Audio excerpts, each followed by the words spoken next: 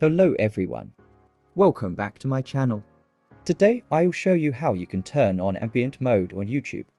So let us start. First open YouTube. To enable ambient mode, you have to first turn on dark mode. You can turn on phone dark mode, or if you want to apply dark mode only on YouTube, then go to your profile.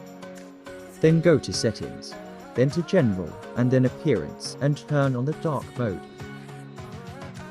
Now open any YouTube video. Then go to the setting of the video. As you can see, the ambient mode is on now. Now here you can see the color appearance on the title bar according to colors in the video. To see it properly, I will play the yellow color video, so you can see the changes.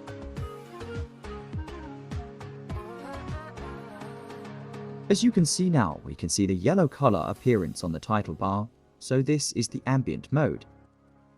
The other features that YouTube has introduced with this is that you can now zoom the videos.